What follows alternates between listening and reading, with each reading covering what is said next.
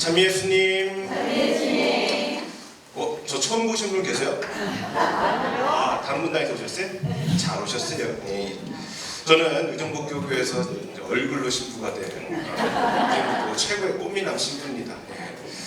그래서 많은 사람들의 질투를 한 몸에 받고 있는, 믿거나 말거나. 원래 신부들은 이렇게 나사 한 2개 정도 풀려야지 신부가 될 수가 있어요. 네. 솔직히 제가 이거 할 줄 몰랐어요. 코가 껴가지고. 사실 저번에 김정식 로제리오 형제님께서 오신다고 그랬잖아요. 제가 어렸을 적에 그분 노래를 많이 부르고 이렇게 자라가지고 그분을 한번 보고 싶은 거예요. 그래서 인사드리려고 내려왔는데 몸에 그분이 약속이 이게 안 맞아가지고 못 오신 거예요. 그러다가 코가 껴가지고 기도장님한테 12월 달에 강의하라고 그래가지고 제가 거절을 못하고 알겠어요. 이렇게 됐습니다. 그래도 뭐 이렇게 우리 신앙에 대해서 나누고 하는 것이 좋고 의미 있는 자리라는 생각이 들어서 아멘. 그게 거절하고 싶은 마음도 없었습니다. 네. 그렇다고 너무 자주 부르지는 마세요. 이 월요일은 사실 신부 안 건드거든요. 하지만은 여러분들 사랑하는 마음에 이렇게 드려왔습니다. 오늘은 뭐라고 할까요? 어쩌면 제 삶에 있어서요 하나의 신앙 간증이 될 수도 있을 거라는 생각이 듭니다. 제가 신학적인 얘기며 그런 것들을 아무리 한다라고 해도 신부들이 하는 것들은 대부분 제 차가운 신학일 수밖에 없어요. 식별을 중요시하고 그렇게 하다 보니까 좀 냉철하게 분석하고 판단하고 그렇게 할 수밖에 없습니다. 그래서 한편으로는 공감하기가 쉽지 않을 수도 있다는 것이죠. 근데 제일 공감하기 좋은 거는 그 사람이 어떻게 살았는지 그 삶의 이야기를 나누는 것이 가장 공감력을 높이는데 큰 힘을 발휘하지 않을까라는 생각이 들어서 부끄럽지만은 여러분 앞에 저의 지난 삶을 한번 얘기해 보려고 합니다. 친구가 몇 개 지난 삶을 얘기한다는 게 쉽지는 않습니다. 왜냐면 저희 모든 걸 지금 오픈하는 거나 마찬가지거든요. 어느 정도 가려진 부분도 있어야지 그냥 신비로 다가갈 수 있는 것들이 있을 텐데 그걸 지금 온몸 다 그냥 벗어버리는 거예요. 그래서 조금 제 스스로도 굉장한 용기를 가지고 하는 거고요. 그래서 제 옷을 마치 여기서 다 벗고 홀라당 알몸으로 서 있는 것 같은 그런 느낌마저도 듭니다. 그래도 나쁜 얘기하는 건 아니니까 기쁜 마음으로 또 공감하는 마음으로 그리고 혹은 여러분들과 이제 같이 이제 맥을 함께하는 그런 내용들이 있다라고 한다면은 여러분들 신앙생활할 때 조금이라도 도움이 되지 않을까. 이미 여러분들은 저보다 훨씬 더 많은 삶을 사셨어요. 겉으로는 제가 나이가 120살이라고 하지만은 총 4부로 나눠봤어요. 제 인생을. 대단하죠. 별의별 생각을 다 하면서 한번 나눠봤습니다. 저도 좀 물 한 잔만 주시면은 차가운 물, 뜨거운 물 주시면 안 되고요. 제가 집에서 장남이에요. 근데 처음부터 장남이냐? 처음부터 장남은 아니었어요. 저는 장남이 아니었는데 곧 뭐냐면은 제 위에 한 사람이 더 있었다는 거죠. 제 위에 형이 하나 있었습니다. 제가 장남이었다는 건 뭐예요? 형이 죽었다라는 거죠. 제가 갓난아기였을 때 제 형은 아장아장 걷는 형이었었어요. 저는 다 기억이 없죠. 어머니한테 들은 얘기니까. 근데 그때 당시 집을 보면은 저희 집 살았던 집이 그 실루엣은 기억이 나요. 가운데 마당이 있고 여러 집이 같이 있고 우물을 같이 쓰는 그런 집이었었어요. 그래서 이렇게 살고 했는데 감사합니다. 어렸을 적에는 기저귀를 사서 안 썼잖아요. 다 천으로 해가지고 막 집집마당에 널려 있고 그렇게 했었는데 저희 집도 마찬가지였습니다. 그때 이제 보통 기저귀는 다 삶잖아요. 근데 부엌도 같이 썼어요. 그러다가 이제 기저귀를 삶으려고 물을 팔팔팔 그 마당에다 끓이고 있었던 거죠. 근데 그 형이 이제 아장아장 걸어서 온 거예요. 그러다가 부엌으로 들어가는 거니까 부엌에 있던 아줌마가 여기 들어오면 안 돼, 나가. 형이 이제 뒷걸음질 치다가 그 팔팔 끓고 있는 물에 푹 빠져버린 거예요. 그죠? 그래가지고 부랴부랴 그리고 청량리에 있는 성 바오로 병원입니다. 6층이라고 들었어요. 갔는데 결국에는 죽게 된 거죠. 그런데 부모님이 그 죽은 아들의 모습을 봤을 때 처참히 무너지는 것 같다라고 저희 부모님이 말씀하셨어요. 침대는 다 젖어 있고 그 형은 완전히 축 널브러져 있고, 그러니까 시키려고 애를 많이 썼던 거죠. 결국에는 죽게 됩니다. 그렇게 죽고 나니 이제 무덤에 이제 묻었는데, 그게 덕소 어디라고 어머니가 얘기했어요. 자신은 기억이 안 나는데요. 덕소에 묻어놓고 어머니가 매일같이 슬리퍼 신고 그냥 버스 타고 거길 갔던 거예요. 펑펑 울다가 또 돌아오고 매일같이. 그러다가 한 달쯤 됐을 때인가 했는데, 그때도 또 슬리퍼 신고 그냥 막 이렇게 진짜 본인 표현이 그랬어요. 미친년 같았다고 그렇게 가고 있었어요. 갔는데 그때 갑자기 나무들이 막 움직이는 것 같대요. 하여튼 막 앞을 막 뜨라는 거예요. 근데 그게 너무 겁이 나가지고 뒤돌아서 막 신발도 다 버리고 막 도망쳐가지고 집까지 왔다라는 거예요. 근데 그 다음부터 그 위치가 생각이 안 난다는 거예요. 네. 어쩌면은 이제 그만 오라라는 그런 의미가 아니었을까 그런 생각도 가져봅니다. 그렇게 형이 허망하게 죽고 전에인데 저 역시도 몸이 온전치는 않았어요. 그러니까 저 역시도 기관지가 굉장히 안 좋은데 지금도 엑스레이 찍으면 여기 흔적이 있어요. 상처가. 그래서 재검받고 그럴 때가 굉장히 많이 있었는데 그때도 이제 기관지 안 좋아서 결국에 쓰러져가지고 병원에 갔는데 또 희한하게 또 성바오를 병원을 가게 된 거예요. 또 갔는데 그 병원에서 포기한다라고 얘기를 했던 거죠. 살 수가 없습니다. 근데 저 아버지가 둘째 아들마저 여기서 이렇게 허망하게 죽일 수 없다라고 해서 죽여도 내 품 안에서 죽이겠다 해서 데리고 나온 거예요. 저를 집으로 간 거예요. 그 어머니는 어떻겠어요? 막 울고 불고 난리가 난 거죠. 어떻게 발 동동 굴고 그러다가 이제 그래서 뭐라도 지푸라기라도 잡고 싶은 심정으로 동네 약국에 가서 약을 3일치를 지은 거예요. 감기약 같은 거 뭔지 모르겠지만 했는데 그거를 이제 갖고 와서 그때는 수저에다가 해가지고 새끼손가락으로 녹여서 이렇게 하잖아요. 이렇게 한 다음에 입에다가 이제 넣으면서 어머니가 하면서 기도를 했대요.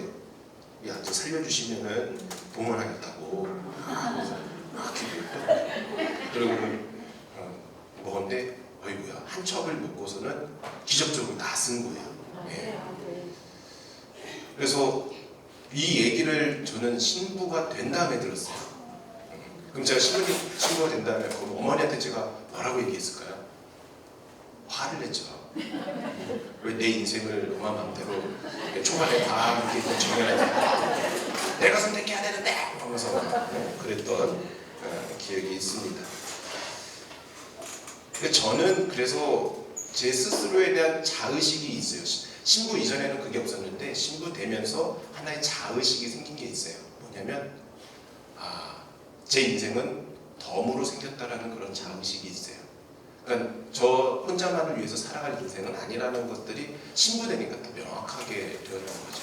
그래서 나는 하나님께서 덤으로 살아가라고 이렇게 안겨주셨고 그래서 그 하나님이 뜻하신 것이 무엇인지 생각하면서 살아가야 되는 것이 아닐까라는 그런 생각을 가지게 됩니다. 이게 1부예요. 그래서 이때 이 1부를 마치면서 드리고 싶은 노래는 그래서 나를 봐두옵소서라는 노래예요. 보니까 거기 있더라고요. 뒤져보니까 아침이라서 노래가 잘 안 돼요. 이해를 하세요. 아침에 이렇게 온 게 애썼잖아요, 싶고 그죠? 예, 아침도 바나나 2개 먹고 왔어요. 예, 아무튼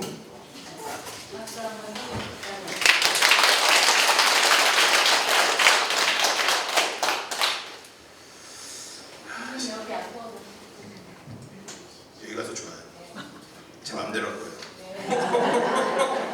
아니 근데 갑자기 저 카메라가 찍고 있다라는 걸 깜빡하고 있었네. 이거 찍어서 어떻게 하려고요? 소장하고 있어요. 조심해야 되겠네. 잘 살아야 되겠네. 여기저기 증거가 남는다는 게 나를 봐두옵소서 아시는 분은 함께 부르셔도 좋을 것 같습니다.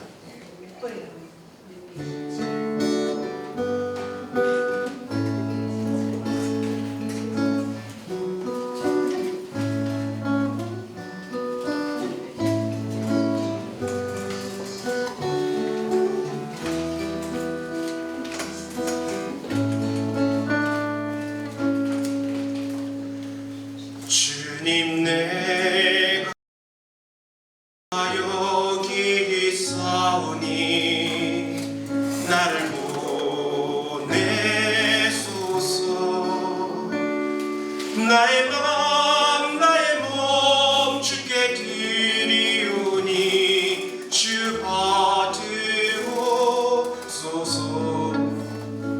주님 내가 여기 사오니 나를 써주소서.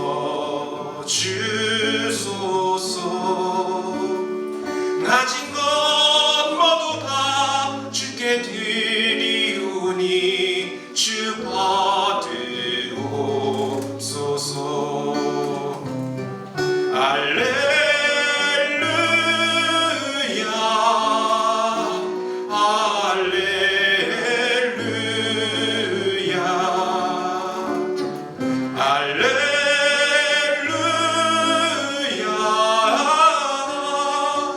할렐루야.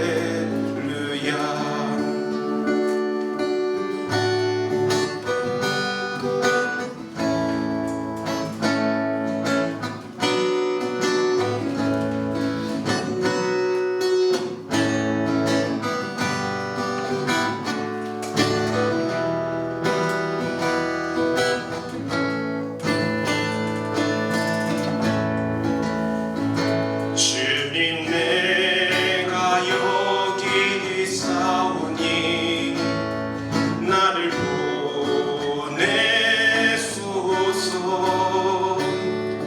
나의 몸 주께 드리오니 주 받으옵소서. 주님 내가 여기 있사오니 나를 써주소서.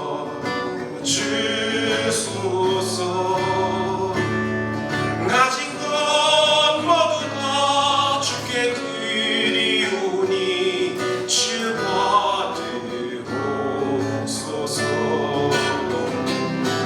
할렐루야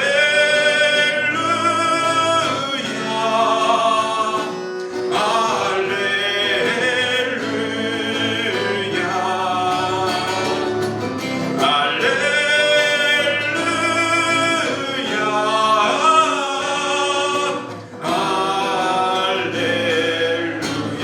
다 같이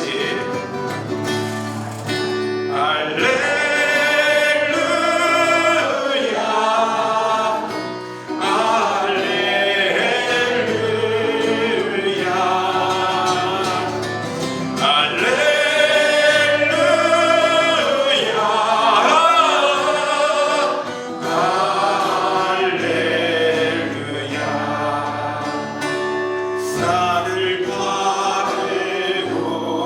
받으옵소서. 나를 받으옵소서.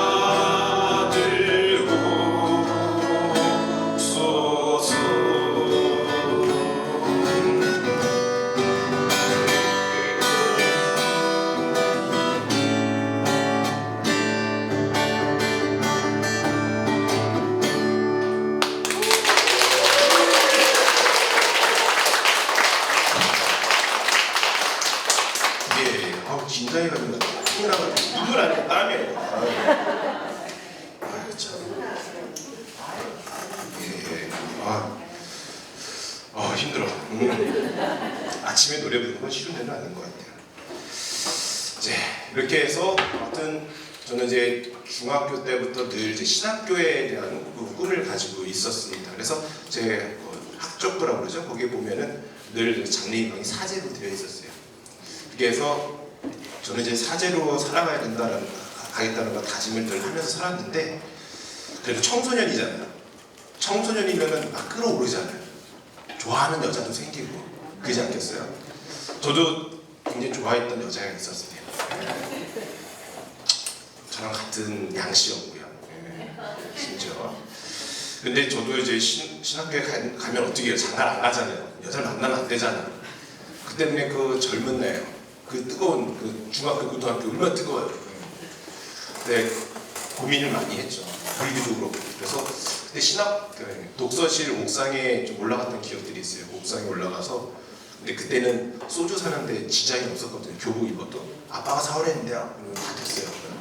소주 한 병 딱 사가지고 옥상에 딱 올라갔죠. 그거 반 병을 그냥 욱욱욱 한 다음에 하늘 바라보면서 하느님 저 아무래도 안 되겠습니다. 저 그냥 좋아할 사람 좋아하고 그래서 사랑하면서 그냥 알콩달콩 살면 안 될까요? 그렇게 했던 기억들이 한 번만 한 게 아니라 한 번 때 주장창 했어요. 그냥 이게 몸이 막 너무 뜨거운 거야. 나도 사랑하고 싶은데 막 그러면서 그래서 그랬던 기억들도 있었죠. 하여튼 그걸 다 이겨내고 이제 고3 수능도 받고 이제 원서를 내면 되는데 성적도 잘 나왔어요. 저 공부 계획 못 하지 않았어요. 꽤 잘했어요.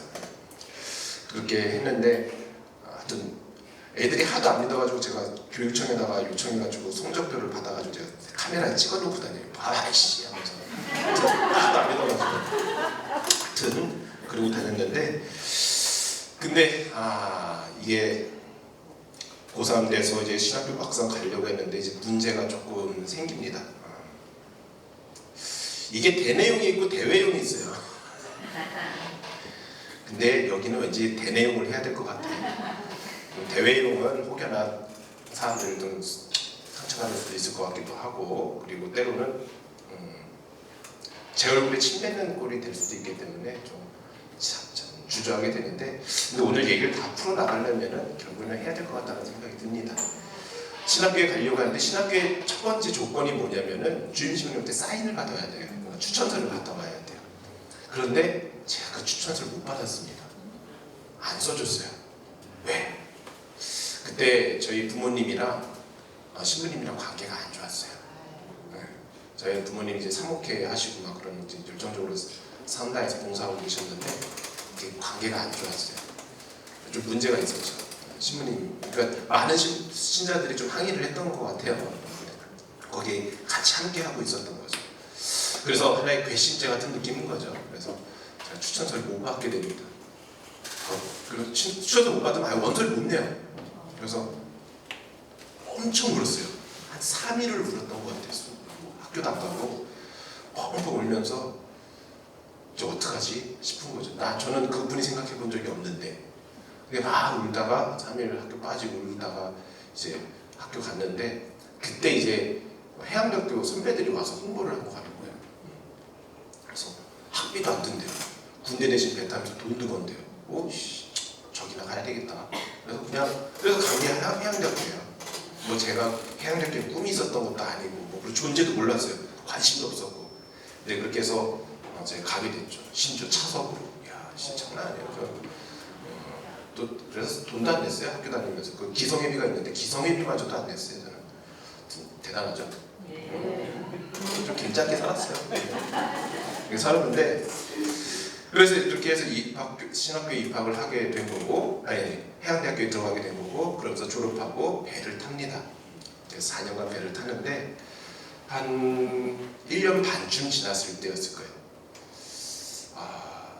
그때 문득 그런 생각이 들었습니다. 집에 혼자 당직 끝나고 브리체스 당직이 끝나고 제 방에 딱 들어갔는데 그 빈집에 들어갔을 때 가구도 아무것도 없고 막 그런 집에 신발 신고 들어갔을 때 느낌 알죠? 소리가 되게 크잖아요. 울리고 그런 공허함이 느껴지는 집. 제 방이 그렇게 느껴지는 거예요. 그래서 침대에 앉아가지고 가만히 생각했죠. 그때 중고등학교 때 생각했던 그게 다시 또 떠오르는 거예요.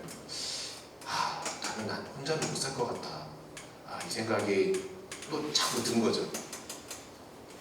그냥 평범하게 가정 꾸리고 알콩달콩 저 닮은 아이 낳고 살고 싶다라는 그런 생각이 또 막 사무치게 막 밀려오는 거예요.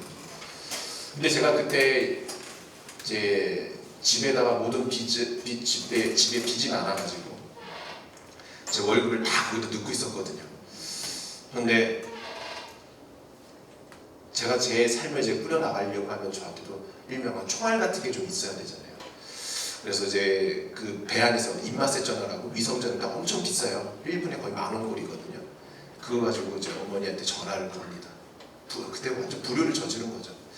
제가 이제부터는 돈을 제가 모으면 안 되겠습니까? 라고 이렇게 얘기를 하게 된 겁니다.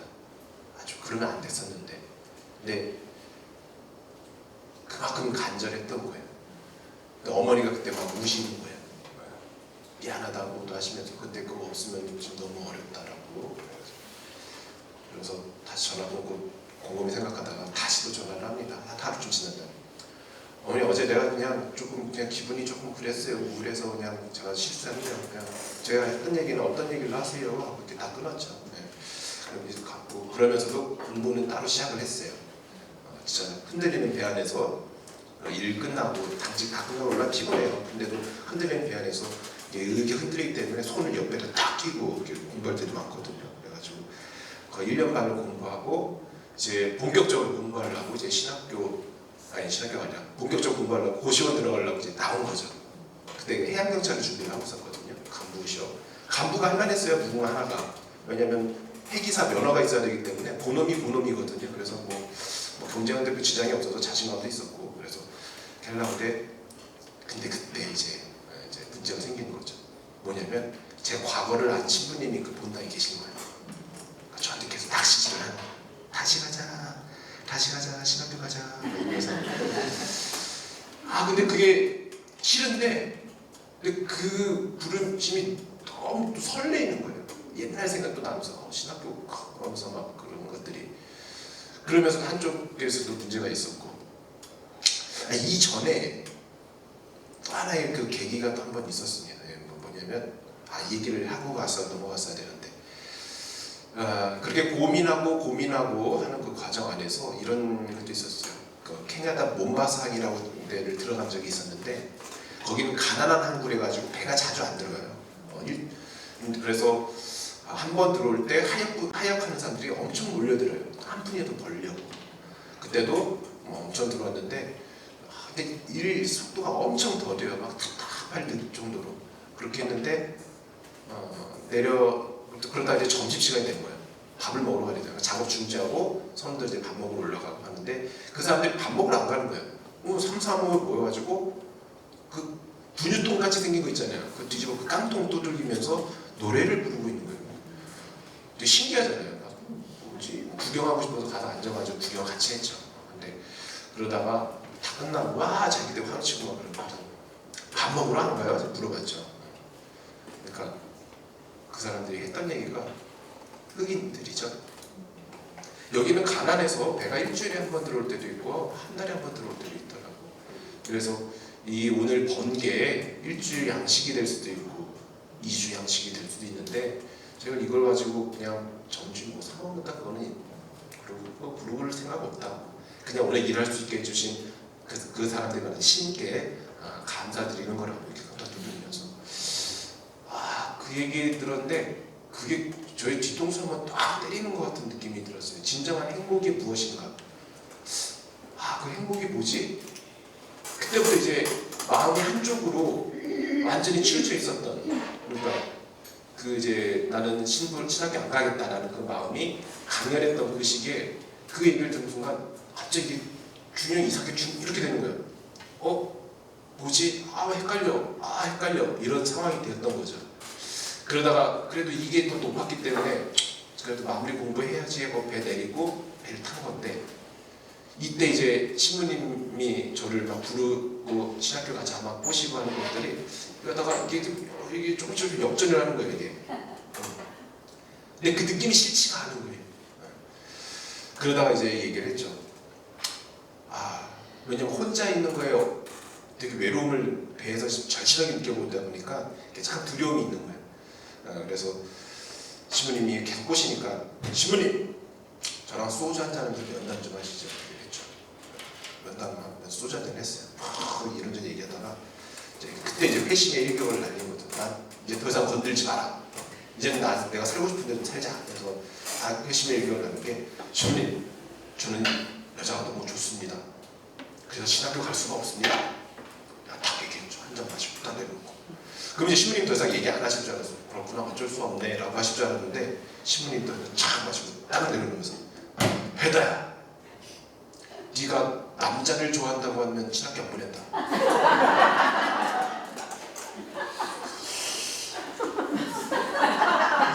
그게 받아칠 수가 없는 거예요. 그치, 남자를 좋아하는데 신학교 가면 이거 되게 심각한 사건이 나오는 아, 이거 아닌데 내 계획은 이러면서 시원을 쭉 겁내 마시고 다음날 이제 뻗어 있는데 한 11시쯤에 전화가 왔어요. 여보세요, 배다냐? 신부님이. 야, 그 성소국기랑 신부님이랑 면담 날짜를 받았어. 예! 이렇게 돼서 지금 이 모양 이 꼴이 됐다. 그런 전설이 있습니다. 그런데 신학교에 입학하고 나서 그런 생각이 들었어요. 신학교 입학하고 난 다음에 입학 피정을 하거든요. 입학 피정을 하면서 자기 삶을 성찰하는, 그래서 라이프 히스토리라는 걸 쓰는 시간을 가져요. 내 삶에 기억나는 순간부터 지금까지를 다 써보는 거예요. 이게 쓰는 작업을 하는데 그때 문득 든 생각이 있었습니다. 내가 만약 그때 바로 신학교 갔으면 어떻게 됐을까? 바로 갔으면. 근데 장담컨대 저는 중대 나왔을 것 같아요. 2학년쯤 됐을 때 나왔을 것 같아요. 왜냐면 집이 너무 어려웠어요. 그 고등학교 때도 막 빚쟁이들 누워있고 막 그런 상황에서 집에 가면 초상집 분위기고 어머니 아버지 빚 때문에 돈 때문에 맨날 싸우고 있고 그런 것들이 너무 답답하고 힘들고 그랬거든요. 그런데 저조차도 혼자 신학교 가고 근데 집은 더 가세는 쓰러질 거고 내가 버텨낼 수 있었을까? 아마 뛰쳐나왔을 것 같아요. 돈 벌겠다. 저는 그런 확신이 있어요. 근데 다행히 제가 배를 타면서 생각지도 않은 해양대학교 가가지고 의도랑 상관없이 울며 겨자 먹기식으로 간 해양대학교 가서 배 타면서 돈을 벌고 돈 번 거 가지고 집에 빚을 갚고 저희 돈 잘 벌었어요. 4년 동안 마지막 연봉이 4,500인가 그랬으니까 그 나이 때 4,500은 어마어마했어요. 벌써 15년 전인데 그래서 돈 잘 벌었어요. 그래가지고 다 집에 빚 갚고 그리고 나서 홀가분한 마음으로 신학교에 간 거예요. 어떻게 보면. 그러니까 저는 어제 저녁 미사 때도 예고를 드렸는데 저는 하느님의 섭리에 대해서 되게 강하게 믿고 있는 사람이거든요. 네. 하느님은 분명히 하느님의 방식이 있고 하느님의 때가 분명히 있는 거라고 저는 믿는 거예요. 저 역시도 하느님이 정해주신 때가 있었던 거죠. 태어났을 때 얼마 있다가 죽을 수 있는 상황이었는데 넌 아직 때가 아니다라고 하나님께서 생각하셨으라고 저는 믿고 그리고 신학교에 입학하려고 했을 때 아직 때가 아니다.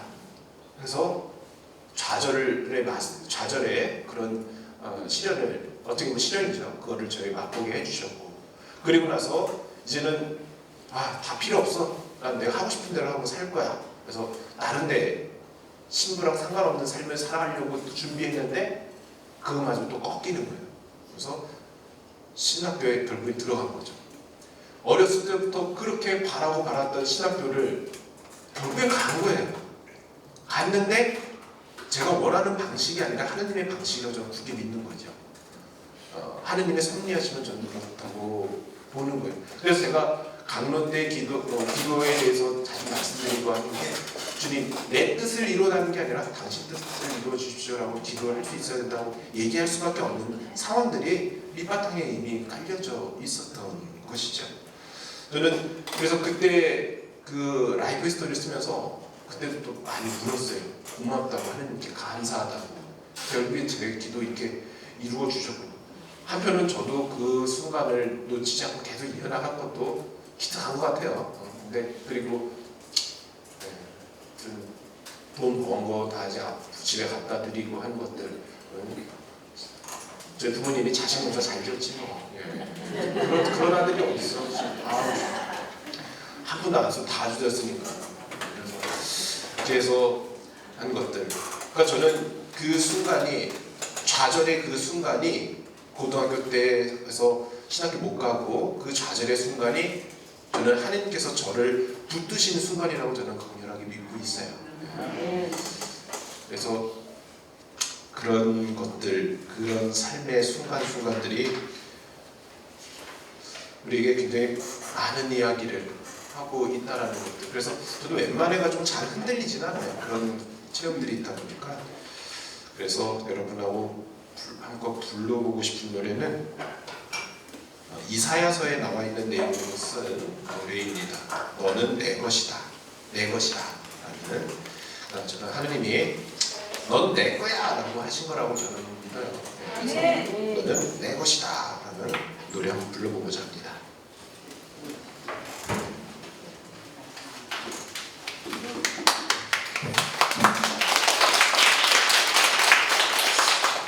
제가 그 복음성가에 있는 노래들 잘 몰라요. 왜 이렇게 모를까 모르겠는데 저 노래 많이 한다고 생각하는데 그걸 볼 때마다 되게 낯설어요. 조금 이거 들어보신 적은 있는 분도 있을 겁니다. 예.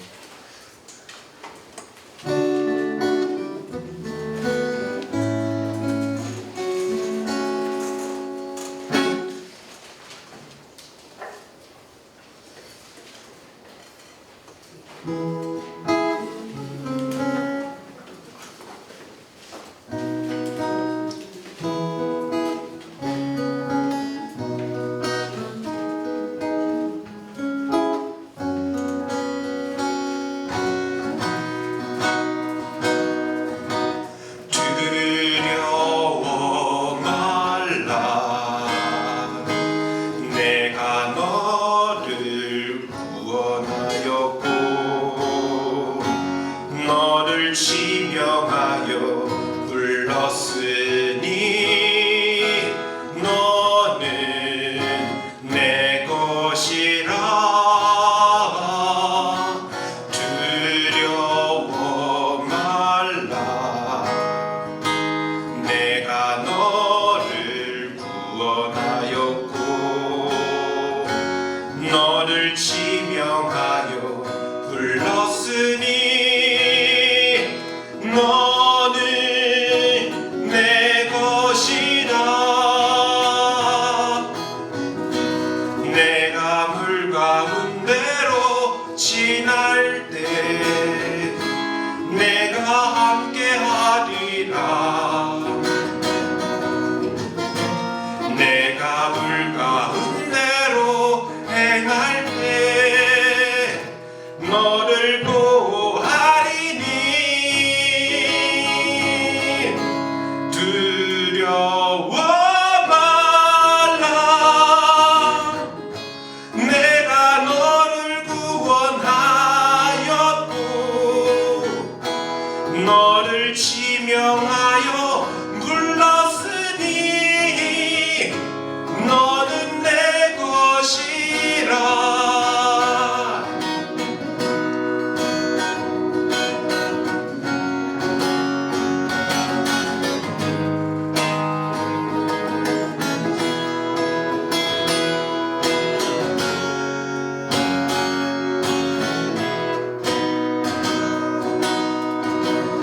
두려워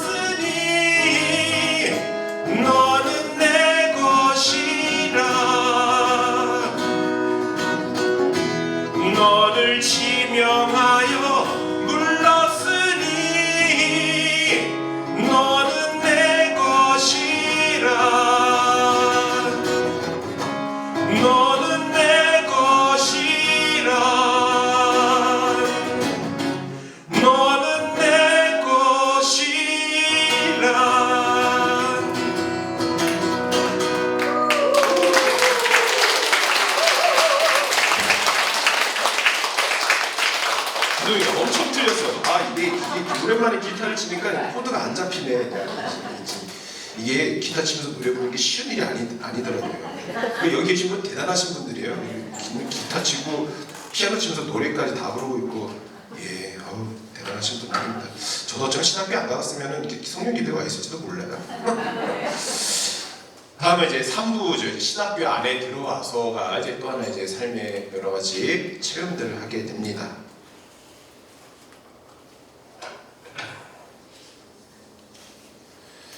긴장 많이 하는 거 같죠? 땀 잘 안 흘리는데. 3부 이제 제가 굉장히 두려워하는 기도가 있었어요. 뭘 것 같아요? 제가 되게 대답하라고 드린 질문은 아니에요. 제가 가장 두려워하는 기도는 그때 사막신학교에 들어와서 주님 제 뜻이 아니라 당신 뜻대로 이루어 주소서라는 그 기도를 굉장히 두려워했어요. 그 기도 웬만하면 잘 안 했어요. 신학생 때. 왜 안 했냐면은 지난 과거의 삶을 알잖아요. 제가 살아오면서 제 뜻대로 이루어진 게 없거든요. 뜻대로 됐는데 근데 뜻대로 또 안 됐어요. 보면은 그런 것들을 가져. 그러니까 왠지 주님 제 뜻이 아니라 당신 뜻대로 이루어 주소서라고 하면은 저한테 고통을 주실 것 같은 거예요. 시련을 주실 것 같고 계속. 왜냐면 지난 삶이 좀 그랬으니까. 그런 것들이 굉장히 두려워서 잘 못하고 최대한 피했던 기도였습니다. 여기 계신 분들도 그 기도 조금 주저하는 분 계실지도 몰라요. 왠지 나한테 고통 주실 것 같아서. 사실 예수님께서 하신 그 기도의 그 순간도 겟세마네 동산에서 고통을 앞두고 하신 기도였잖아요. 그래서 그런 두려움들이 있었죠. 그렇게 지내다가 신학교 6학년 됐을 때 저한테 잊을 수 없는 한 해입니다. 그땐 제 삶 안에서 죽음의 행렬이 이어졌어요. 4명이 제가 정말 좋아하는 4명이 죽게 됩니다. 그런데 나이 들어서 죽은 사람이 아니에요. 처음에 죽은 사람은 그 성소주일 그 근처였는데 제가 어렸을 때부터 이뻐하고 살을 같이 지냈던 중학교 2학년 예비 신학생이었어요. 너무 어렸을 때부터 부모님들도 친하게가지고 이렇게 안아주고 막 이렇게 했던 아이인데 되게 암으로 중학교 2학년 때 이제 세상을 떠납니다. 그게 4월 중순 때쯤 됐어요.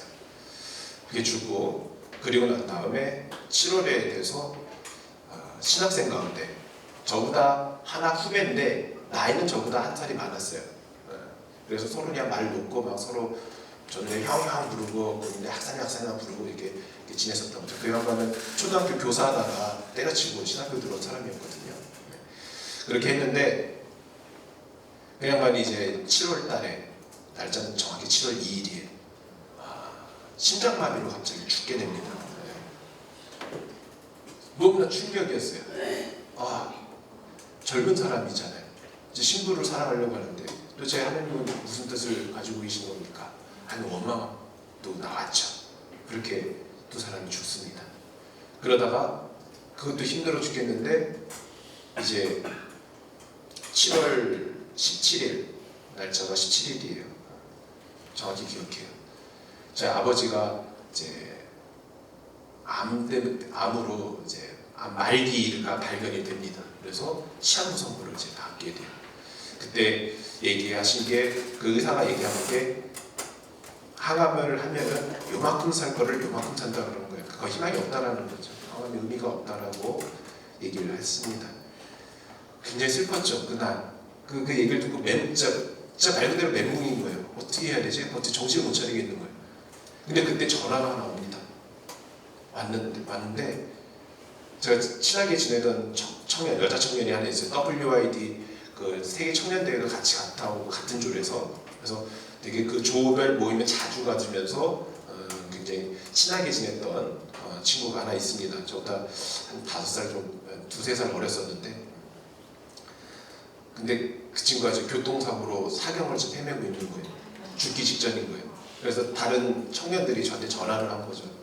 박사님 지금 소피아가 지금 위급해요. 죽을 것 같죠. 이제 곧 어떻게 될지 모르겠어요. 기도해 주세요. 근데 제가 성질을 냈어요. 그러면 안 되는데 나도 힘들어. 전화하지 마. 나도 힘들어. 그걸 자초지종은 설명도 안 하고 그리고는 끊어버린 거예요. 그러고서는 1시간 있다 문자가 왔어요. 소피아 죽었다. 나막 너무 그 순간 나 어떻게 해야 될지 모르겠어요. 그때 진짜 엄청 울었어요. 지금 눈물 날 것 같은데 막 엄청 울었던 기억이 있어요. 그리고 이틀 후에 이제 장례식이 있는 거고 다음날 갔죠. 가서 그 소피아한테 너무 미안한 거예요. 미안하다고 그래. 근데 저도 너무 힘들었기 때문에 그 순간이. 그래서 지금도 미사 때는 제가 죽은 영혼들 하는 부분에서 중재하잖아요. 그리고 이제 지향도 있지만 제 속으로 기도하는 게 거기에 늘 소피아가 들어가 있습니다. 신부에서부터 지금까지 한 번도 안 빼먹고 계속 매일 하고 있는 거예요. 너무 미안한 마음 들었죠. 하여튼 그렇게 됐고, 그러면서 아버지는 시한부 성모를 받고 아버지 이제 바로 호스피스 포천 모현 호스피스로 갔습니다. 갔을 때 이제 기도하게 되죠. 다 기도하잖아요. 하나님 낫게 해달라고, 우리 아버지 낫게 해달라고 이렇게 기도를 했는데, 근데 그게 안 될 것 같은 거예요. 어떻게 하나? 그 기도를 바꿉니다. 저 부제품 받는 것만 보고 가게 해달라고. 그때 이제 부제품이 얼마 안 나오는 상황이었으니까 부제품 받는 것만이라도 보고 가실 수 있게 해달라고 이제 기도를 합니다. 근데 그것도 가망이 없어 보이는 거예요. 근데 아버지가 폐암이셨는데 그게 돌아가실 때 되게 힘들다고 하시더라고요. 그래서 기도를 바꿉니다.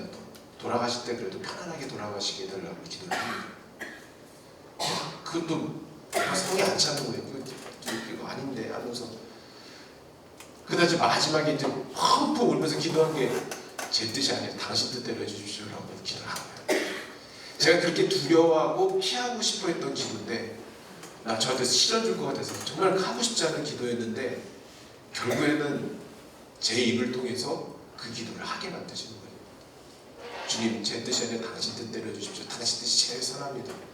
그 하느님의 뜻에 승복하게 만들어버리는 그런 어마어마한 사건이 저에게는 되어버린 거예요. 그러면서 그렇게 계속 되뇌이게 되고, 결국에는 아버지는 돌아가셨죠. 편안하게 돌아가셨고, 많은 분들의 기도 안에서, 그리고 그 호스피스 공간 안에서 아버지한테 잘못됐던 사람들 되게 많았거든요. 아버지가 워낙 착하게 사셔가지고 희한하게 그 사람들이 다 찾아, 어떻게 알았는지도 모를 만큼 빚쟁이 막 와서 누워 있었던 그런 할머니 있었거든요. 그 할머니도 어떻게 찾아온 거예요. 어떻게 알고 왔는지 모르겠는데 와서 미안하다고, 프란치스코 씨 미안해요. 뭐 그렇게 다 화해를 하고 그리고서 이제 돌아가신 거죠. 저는 그것을 통해서 이제 생각을 해본 게 있어요. 과연 이 기도에 대한 승복도 있었지만 또 다른 의미는 또 무엇이었을까? 저는 거기서 하나님의 은총이 무엇인지 하나 발견하게 됩니다. 뭐냐면 공감이라는 거예요. 뭐냐면 그전에는 신학생 때도 저한테 기도해달라고 사람 많이 있었어요. 다 그러잖아요. 박사님, 우리 누구 아픈데 기도해주세요. 그럼 대답하죠. 예, 알겠습니다. 기도하겠습니다. 근데 솔직히 말씀드려서 좀 잘 몰랐어요. 이게 어떤 마음인지를 몰랐어요. 그러니까 하나 인사치레처럼 될 수밖에 없는 상황들이 계속 있었던 거죠.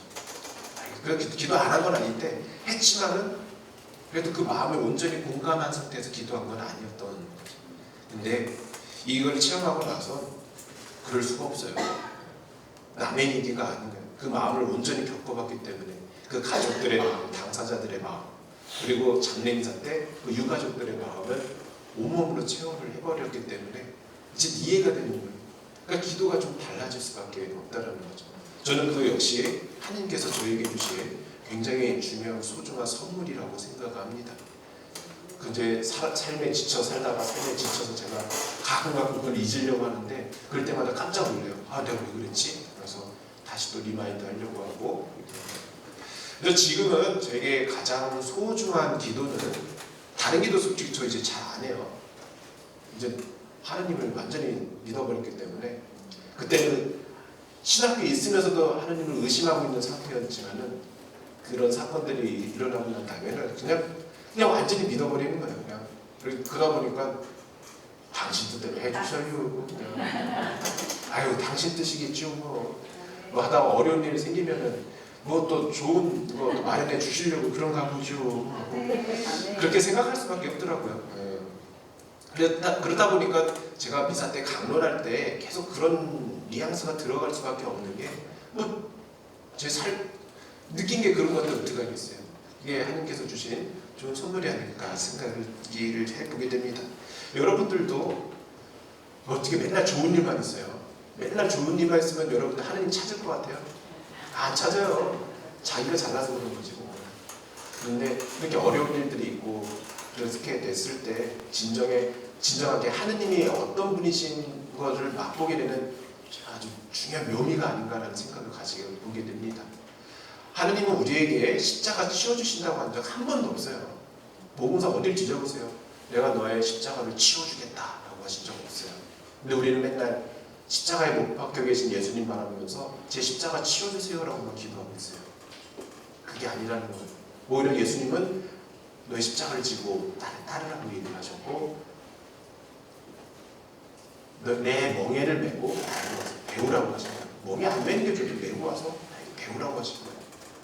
그만큼 하느님께서 알려주시는 그런 삶의 방식은 십자가를 치워주시는 게 아니라 지고 갈 수 있는 힘을 주시는 게 바로 하느님이라는 거죠.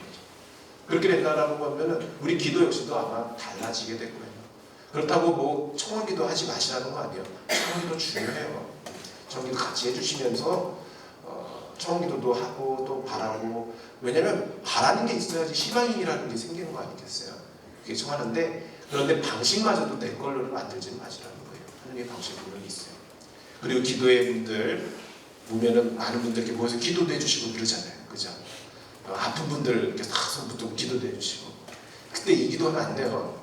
아픈 분 손 다 잡아서 하느님 제 뜻이 아니라 당신 뜻대로 해주십시오. 이러면 큰일 나요. 아시죠? 그때는 또 구체적으로 기도해 주시는 게 좋아요. 왜냐면 그분들이 기도를 또 들으면서 또 마음의 위안도 가지고 그게 바로 또 하느님의 목소리로 그들에게 다가갈 수 있는 거기 때문에 이렇게 또 그럴 때는 또 주체적으로 또 막 얘기를 해주시고, 그리고 자기 자신을 위해 할 때 힘든 일 하셨을 때 똑바로 이런 기도를 해보는 거예요. 제 뜻이 아니라 당신 뜻대로 해주십시오. 그러니까 기도를 여러 가지 해보는 거예요. 보험 들어야 돼. 이것도 해보고 저것도 해보고 다 해본 다음에 뭐 하나하나 걸려라 씨 하고 열린 마음으로 하면 어떨까. 하여튼 지금에 와서는 저는 가장 소중한 기도는 주님 제 뜻이 아니라 당신 뜻대로 하십시오. 그래서 제 성경 소구도 제 서품 받을 때마다 성서 구절 하나 선택을 하거든요.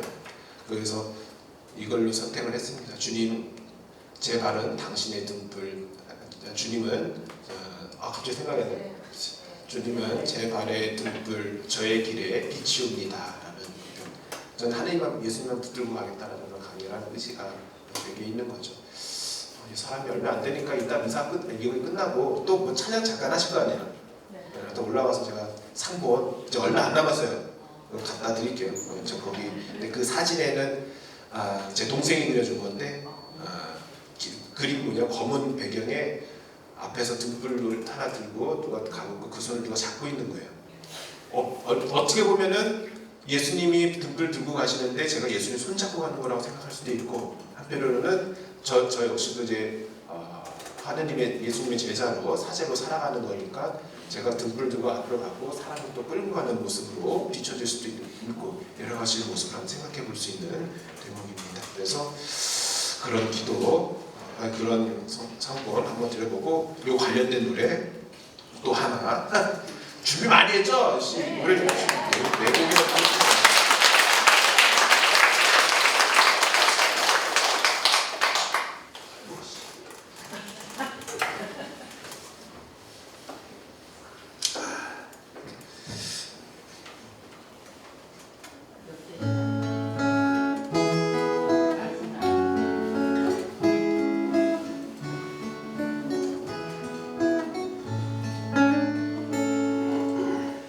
그대여 아무 걱정하지 말아요. 우리 함께 노래합시다. 그대의 아픈 기억들 모두 그대여 그대의 가슴 깊이 묻어버리고,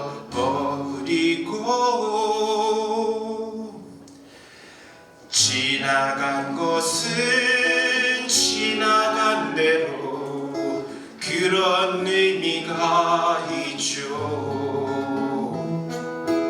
떠난 이에게 노래하세요. 후회 없이 사랑했노라 말해요. 그대는 너무 힘든 일이 많았죠. 새로움을 잃어버렸죠.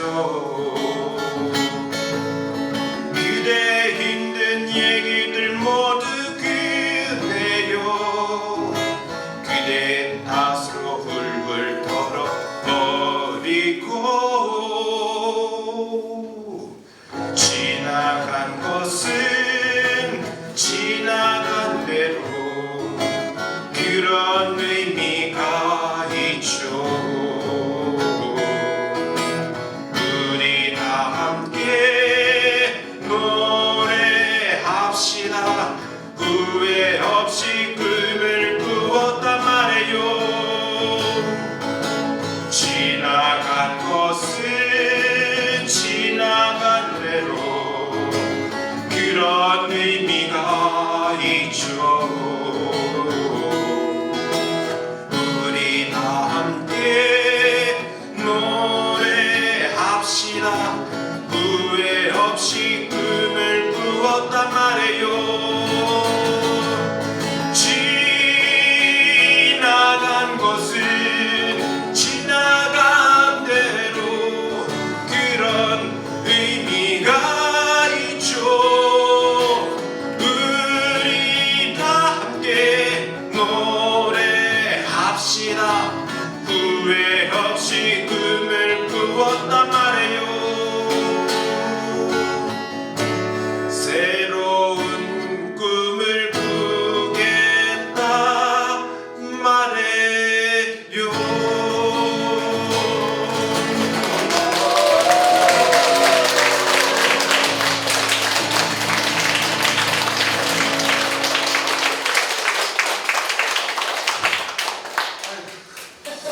됐습니다. 그래도 이럴 때는 언제 가시게 노래 불러요? 다른 데서 안 해요. 다른 회사한테 만날 일이 없어요. 하여튼 호응해 주셔서 감사드립니다. 하여튼 그렇게 해서 저는 이제 신부가 됩니다. 신부 되면서 소품 받으면서 성령청 기도할 때 이렇게 엎드려 있거든요.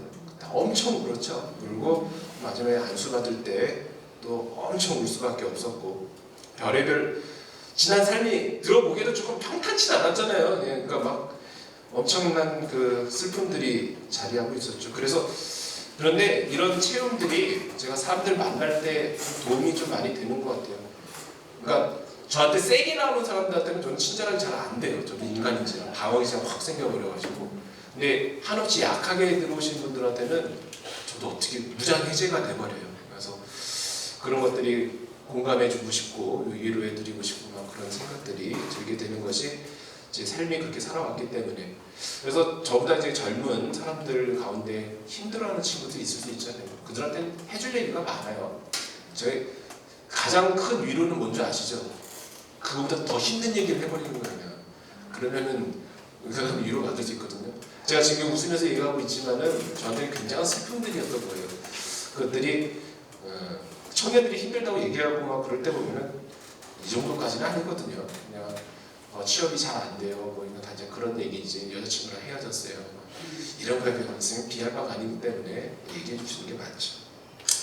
하여튼 그렇게 신부가 되고 이제 성당에 이제 발령을 받고 이렇게 살아갑니다.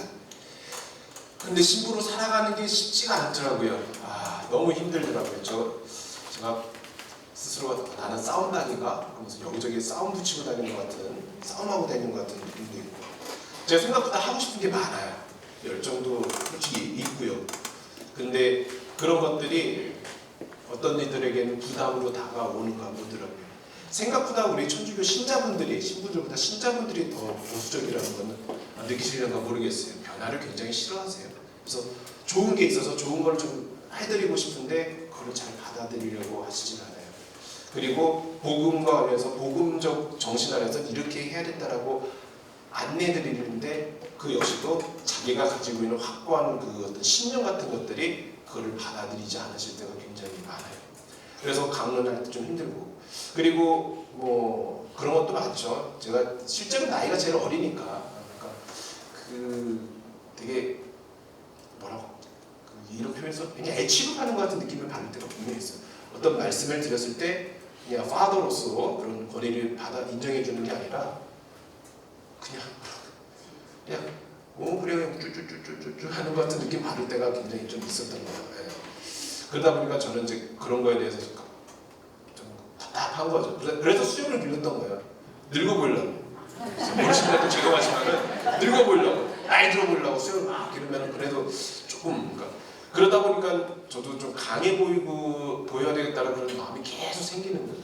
그러다 보니까 조금 안 좋은 얘기 때문에 저도 인상도 구겨지게 돼버리는 거고, 그러다가 약한 분들 오면 이제 그때는 내 무장 해제가 돼버리는 거예요. 그래서 그런 것들이 제가 잘했다는 게 아니에요. 잘못했어요. 그렇게 하면 안 되는 건데, 저도 이제 신부가 되어가는 과정이잖아요. 어른 신부들, 그러니까 선배 신부님들이 그런 얘기를 하십니다. 서품 받았다고 신부 되고 끝나는 게 아니고, 신부는 죽을 때까지 관뚜껑에 목 박을 때까지 계속 되어가는 과정이라고 이렇게 말씀들을 하셨는데, 그때는 이해가 안 되는데 이제 조금씩 이해가 되는 거예요. 아, 내가 왜 그랬을까라는 후회도 해보고, 실제로 그게 잘 안 되는 경우들도 있어요. 그래서 우리 교구 안에서도 환속하신 분들이 굉장히 많아요. 그래서 7분 가까이 되고 돌아가신 분들도 있고, 근데 다 돌아가신 분들도 젊은 신부님들이 돌아가셨고요. 환속하신 분들도 다 젊으신 분들이 이렇게 환송을 합니다. 굉장한 슬픔이에요. 그분이 거쳐갔던 분들한테는 굉장한 타격이 될 수밖에 없는 거고. 그러니까 여러분들이 기도를 좀 많이 해주시고, 신부들이 아무렴 나쁜 거 여러분들한테 요구하겠습니까? 좋은 거, 이게 올바른 거니까 그걸 안내해드리고자 하는 거잖아요. 네, 거기에 대해서 응원해주시고, 기도해주시고, 힘내세요 해주시고, 그래서 그런 다음에 신부들이 더 즐겁게 살아갈 수 있는 거겠죠. 그걸 알면서도 잘 안 돼요. 저도 지금 여기 본당의 중간에 와서도 좀 많이 걸려 넘어졌어요. 막판에 와서도 또 다른 이제 청년 관련돼서 제가 사실 청년들하고 청소년들하고 잘 안 맞거든요. 좀 모르겠어요. 뭘 어떻게 해야 되는지. 제가 살아왔던 세대랑 얼마 차이 안 나는 것 같은데 차이가 중학생들 많이 나죠. 30년 차이 나요. 근데 여러분들이랑 저랑은 공감대들이 있어요. 똑같은 국민학교 세대고. 근데 시대가 빨리 안 변했으니까 천천히 변했잖아요. 그래서 공감할 수 있는 것들이 있었는데, 근데 지금은 아니야.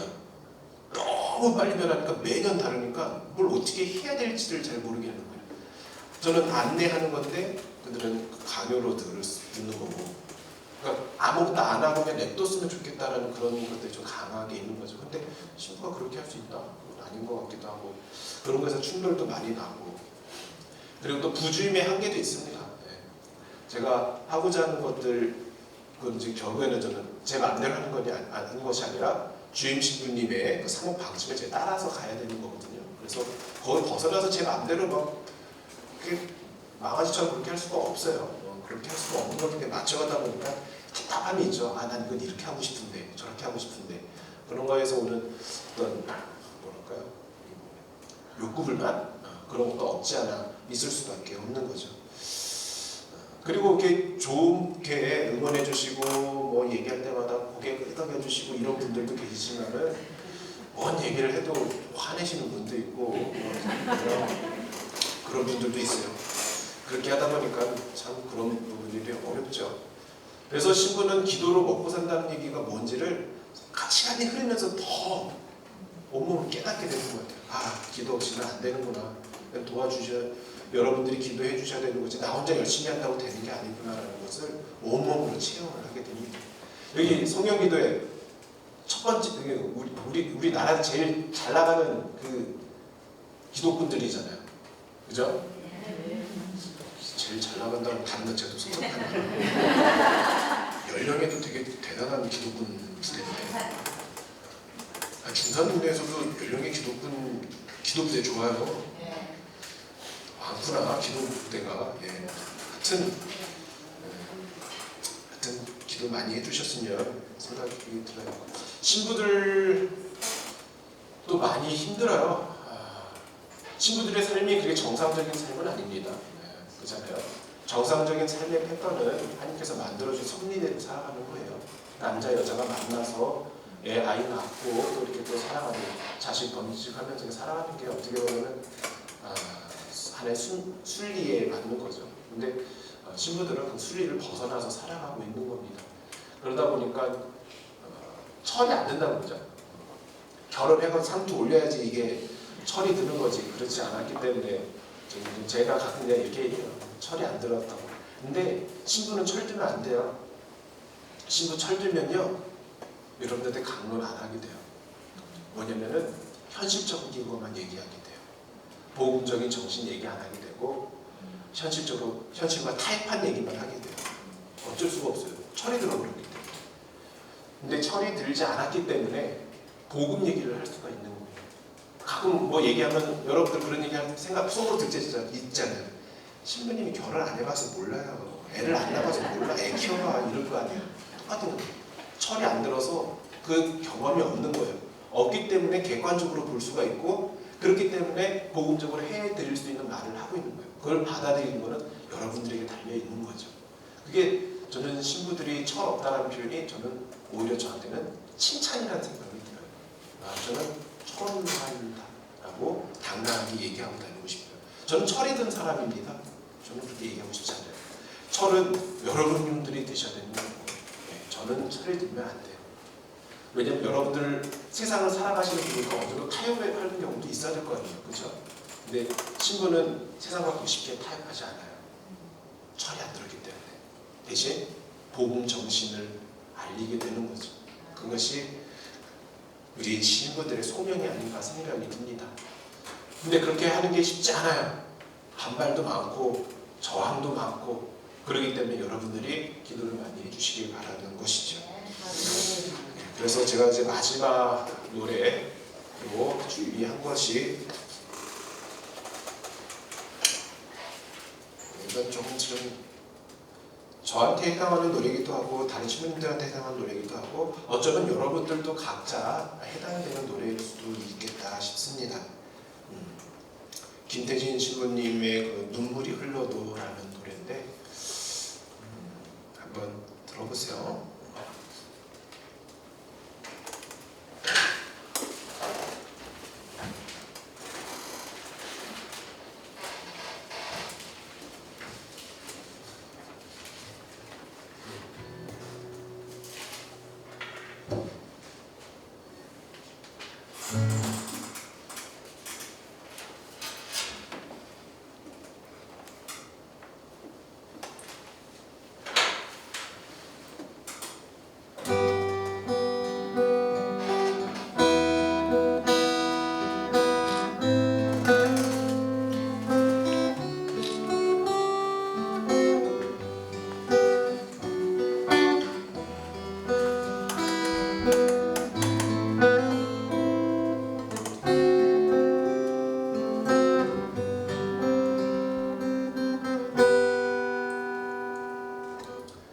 남들은 나를 보고 언제나 밝게 웃는다고 하지. 하지만 아무도 없는 성당에서 조용히 눈물 흘리는 건 몰라.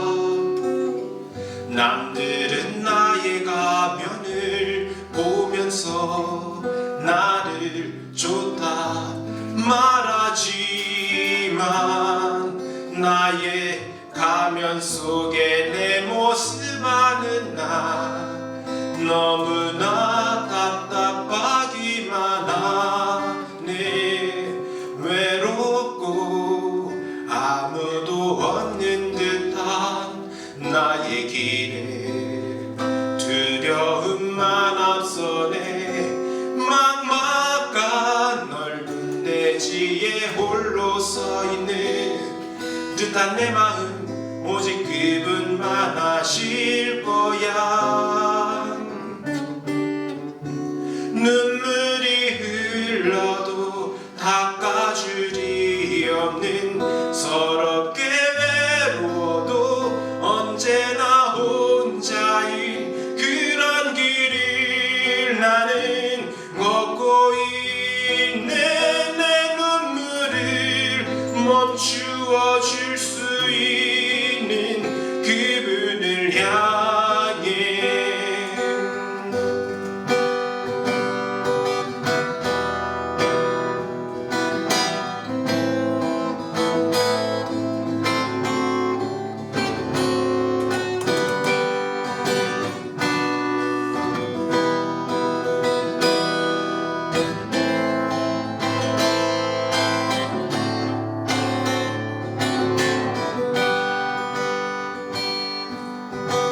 남들은 나를 보고 언제나 밝게 웃는다고 하지.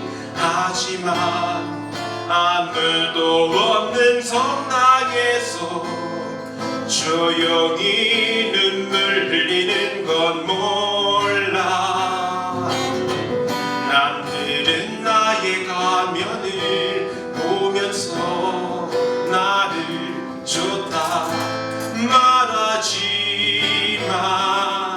나의 가면 속에 내 모습 아는 나 너무나 답답하기만 하네. 외롭고 아무도 없는 듯한 나의 길을 두려움만 앞서네. 막막한 넓은 대지에 홀로 서 있는 듯한 내 마음 오직 그분만 아실 거야. 눈물이 흘러도 닦아줄이 없는 서럽게 외로워도 언제나 혼자인 그런 길을 나는 걷고 있네. 내 눈물을 멈추어 줄 수 있는 그분을 향해. 눈물이 흘러도 닦아줄이 없는 서럽게 외로워도 언제나 혼자인 그런 길을 나는 걷고 있네. 내 눈물을 멈추어 줄 수 있는 그분을 향해. 그분을 향해. 그분을 향해.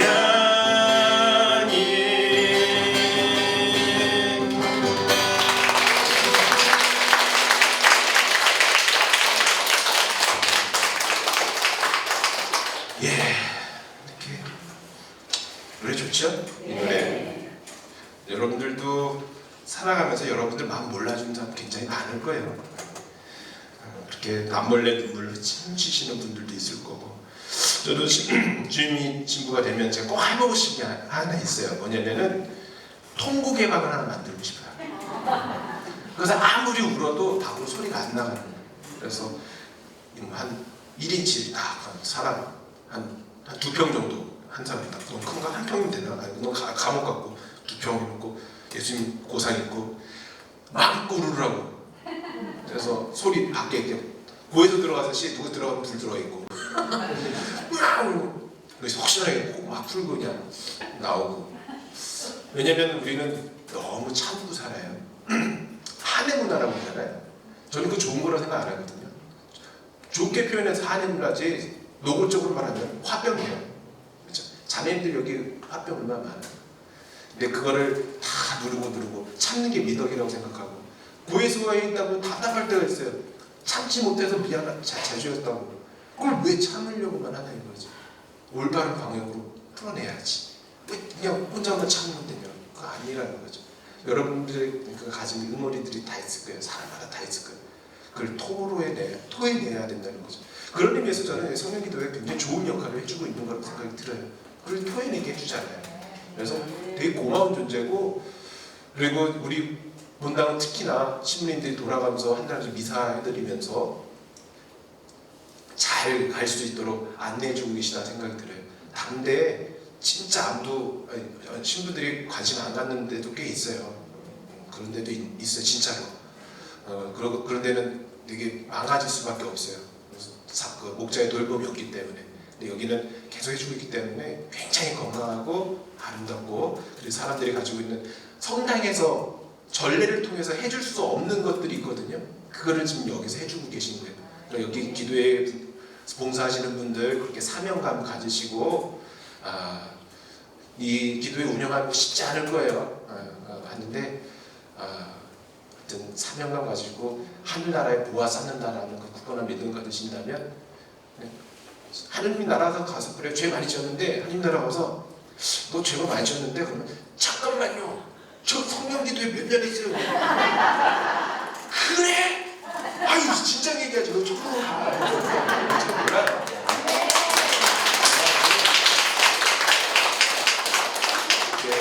우리가 하는 봉사 하나하나들 하나님께서 절대 허투루 보지 않으십니다. 우리가 죄 짓고 한 것들은 허투루 그냥 죄 짓고 한 것들은 그냥 기억 못 보고 못 본 채 하실 수는 있는데, 우리가 한 좋은 것들 있잖아요. 봉사면 그건 절대 하나님이 못 본 척 하실 수가 없어요. 더 크게 보이시기 때문에 그걸 생각하시면서 기쁘게 봉사하시고, 여러분들도 매일의 삶 안에서 하나님의 은총이 충만하게 빛나는 그런 행복한 나날 되시기를 바랍니다.